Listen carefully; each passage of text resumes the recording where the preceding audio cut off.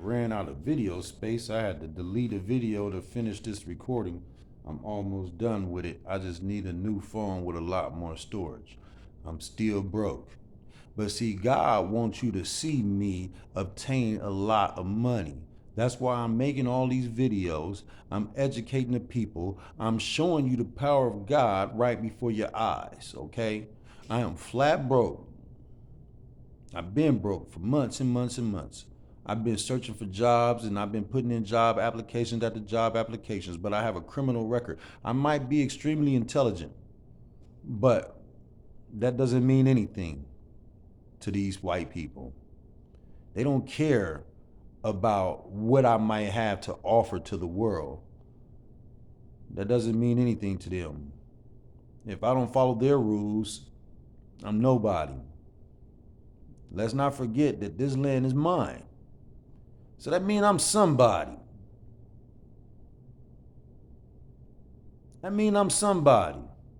Because see, they stole everything from me doesn't mean that I'm nobody. Just because they stole everything from me doesn't mean that I'm nobody. They are the ones that was nobody. They were such nobodies that they had to steal our whole entire future. They were such nobodies that they had to change the identity of our family members and make them like they was their family members.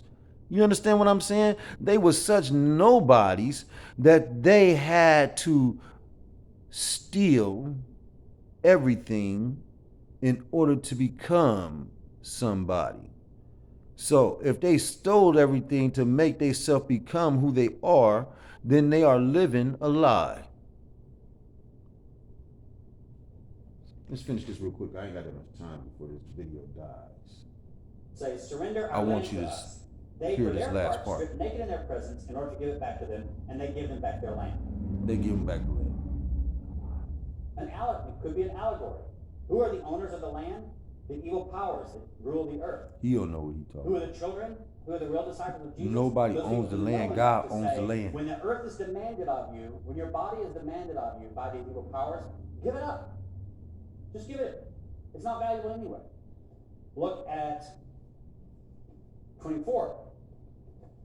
We only got right to govern the land. His disciples said, show us the place where you are, for we must seek it. He said to them, whoever has ears should listen. There is a light existing within a person of light, and it enlightens the whole world. If it does not enlighten, that person is darkness. Remember how I said some people are just dark people? They're just mud people. But some people have a light in them, and what it means to become a true Gnostic is to learn that you are one who has that light.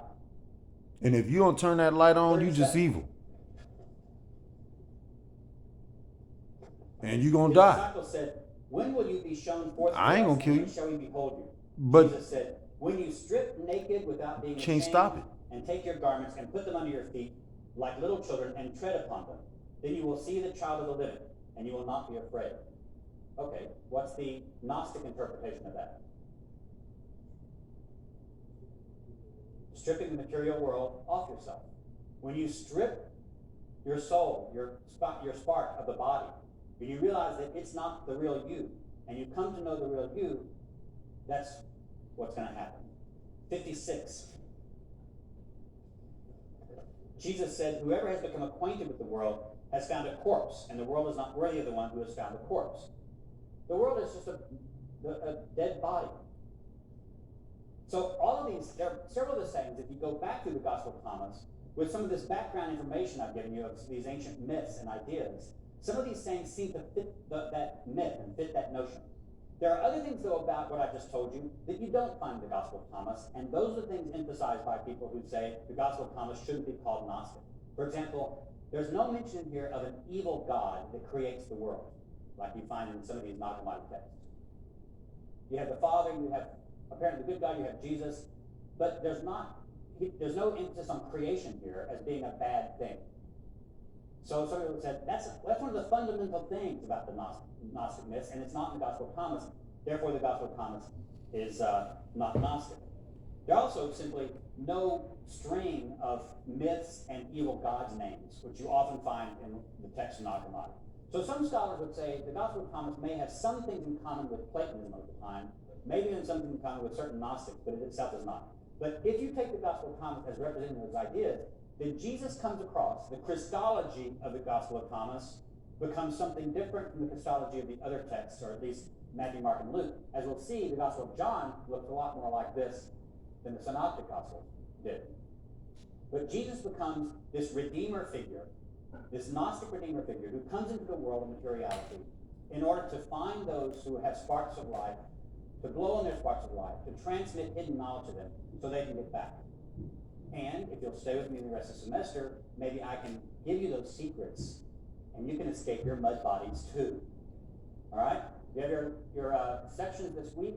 By tomorrow, they'll be up online, classes server, and the different instructions for the rest of the section. And you'll need to look at that because at your section on Thursday or Friday, you'll need to choose which day and which topic you'll do your paper for. So that'll be online by tomorrow morning. Thank you. See you next time. Okay. That concludes our overview of Turn to the beginning the Gospel of of Thomas. Luke.